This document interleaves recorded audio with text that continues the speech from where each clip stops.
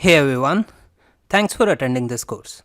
So before we go into understanding that how blockchain can be utilized to solve different problem statements and how blockchain can be used in different business sectors, first let's go and see what blockchain is and understand the overview of the blockchain. That will set up a base for us on which we can define much more sophisticated solutions.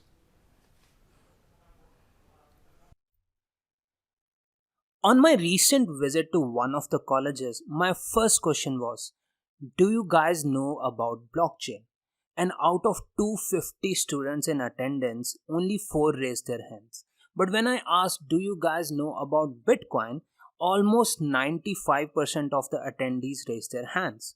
Blockchain is termed as Bitcoin or cryptocurrencies by layman users. And in a way, blockchain is also getting a bad name because of the same. But in reality, blockchain is the technology and the cryptocurrencies are just the mainstream manifestation of its potential. Now, before we define blockchain, let's take a small example of how blockchain is solving some real world difficulties. Let us assume two individuals, Alice and Bob, who want to transfer money.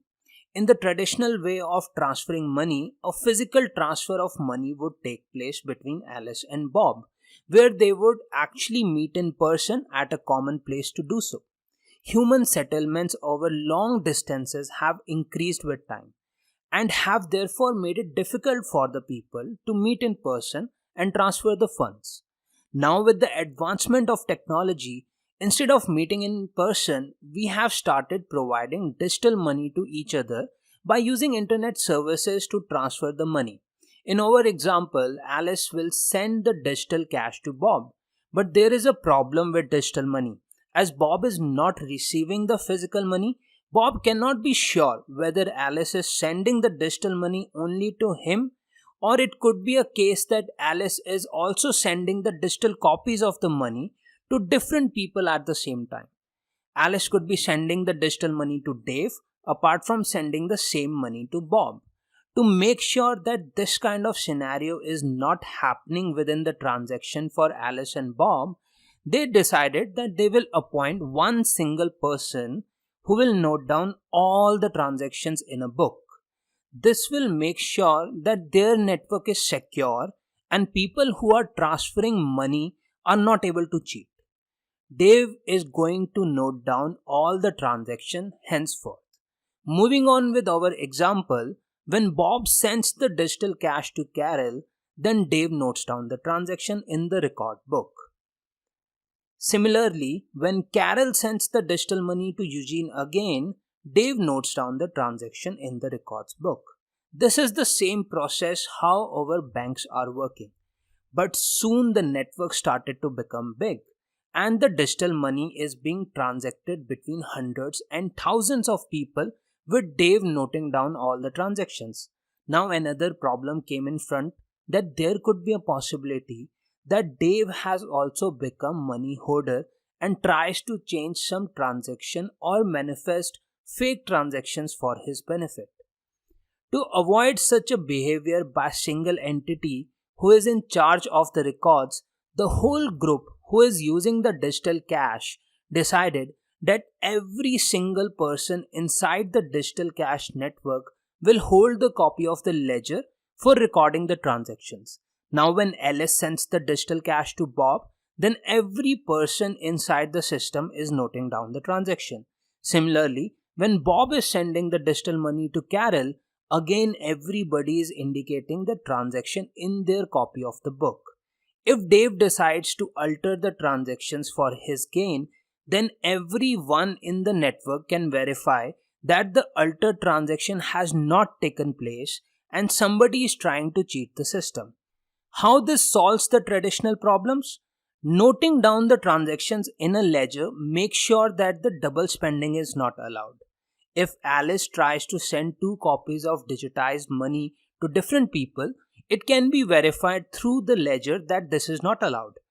Moreover, it removes the trust we put into a centralized system. Initially, in our network, we were trusting Dave to make sure that everything is working fine in the system. But now providing the ledger to everyone within the network, we are making sure that the trust is developed through consensus where everyone is connected to the network and making sure that the system is working truthfully. For example, if Dave decides to cheat the network by changing the transaction in his copy of records from Dave to Carol to a fraudulent transaction like Alice to Carol, on Dave's part, this is to make sure that his account is never getting deducted for the digital cash. But everyone inside the network can verify that this transaction has not happened and Dave is trying to cheat the network. Finally, they can remove the culprit from the system. This is how Bitcoin blockchain is solving the traditional problems related to the transfer of finance. Taking from our example, if we want to define blockchain in simple terms, then we would say it as a distributed database technology available over a peer-to-peer network, or in other words, we can say it's a distributed ledger of all the records or transactions. Blockchain was initially devised to power Bitcoin, but it has much more significant use than realizing the cryptocurrencies. We will see in the next sessions how you can utilize blockchain in different aspects of industries.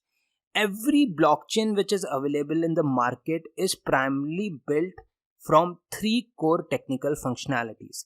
The first one is private key cryptography. This private key cryptography involves algorithms like ECC and RSA. For example, Bitcoin and Ethereum are working on ECC algorithm, which is part of ECDSA umbrella. ECC algorithm states a curve where mirror points are chosen as a key pair. The next technical functionality required for the blockchain is a peer-to-peer network. A P2P system is devised in such a way that the network participants do not need to trust a centralized server. They are connected and creates trust through the consensus. In the example we discussed at the start of the session, we created a peer-to-peer network by distributing the copy of the ledger to everyone in the system. And the third most important technical aspect for blockchain is the blockchain protocols. Protocols are used to define how your chain will operate. For example, the Bitcoin defines that a new block will be added about every 10 minutes. A reward will be distributed for confirmation of the blocks, and the block size could not go up to 1 MB. Other blockchains have some different protocols. Some blockchains might also include protocols for assets and data.